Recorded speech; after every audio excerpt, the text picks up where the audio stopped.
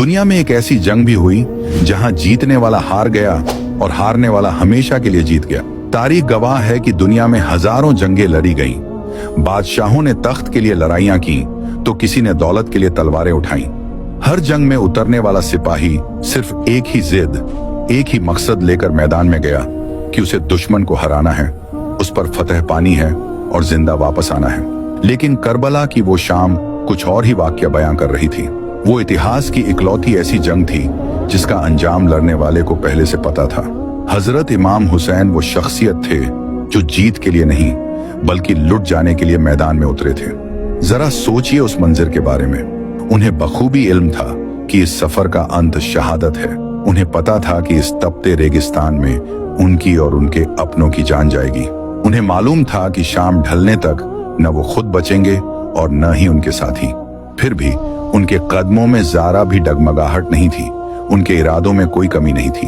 आखिर क्यों? इतनी बड़ी कुर्बानी के लिए वो तैयार कैसे थे?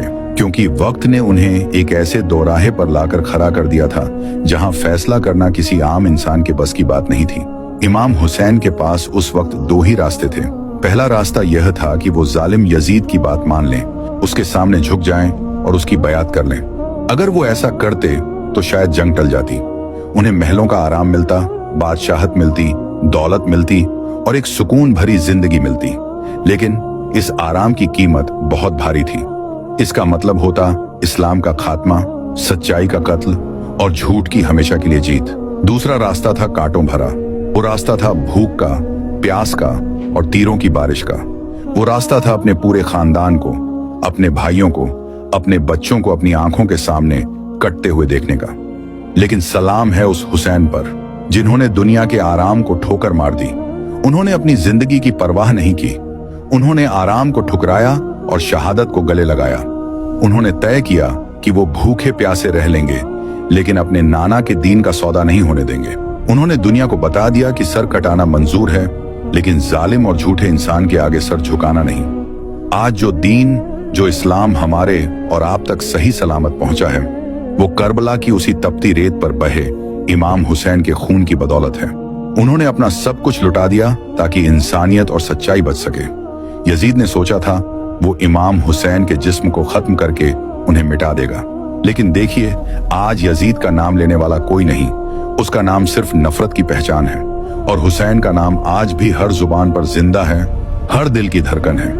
अगर आपके दिल में भी इमाम हुसैन के लिए मोहब्बत है तो कमेंट में या हुसैन जरूर लिखें। लोग कहते हैं कि करबला में हजरत इमाम हुसैन की मदद के लिए कोई नहीं आया, लेकिन सच तो ये है कि उस दिन जमीन और आसमान की हर ताकत उनकी एक आवाज पर लड़ने के लिए तैयार थी। ये वाकया आशूरा के दिन का है। जिन्नात का बादशाह जाफर, जिन अपने दरबार में तख्त पर बैठा जश्न मना रहा था, उसे इस बात की खबर ही न थी कि करबला में नबी करीम सल्लल्लाहु अलैहि वसल्लम के घराने पर क्या गुजर रही है। अचानक उसके तख्त के नीचे से दो जिन रोते और मातम करते हुए गुजरे।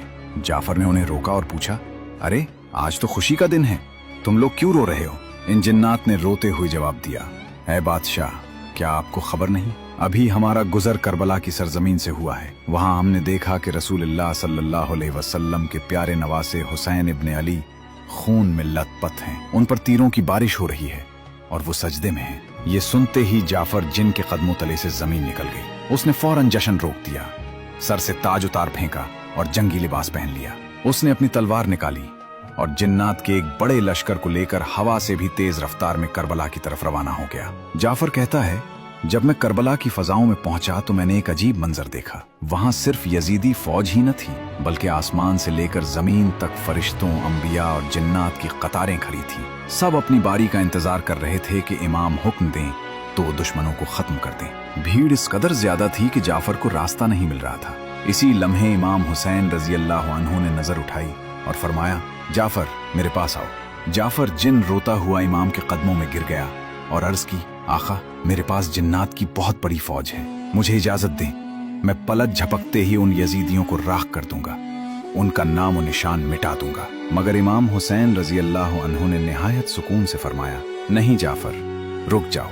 अगर मैं चाहूं तो एक इशारे में दुनिया पलट दूं, लेकिन मैं अपने नाना के दीन को बचाने के लिए और अपने रब की रजा के लिए ये सब्र कर रहा हूँ। मुझे अपने अल्लाह की मर्जी सबसे ज्यादा अजीज है। दोस्तों याद रखना, करबला में इमाम हुसैन रजी अल्लाह अन्हु बेबस नहीं थे।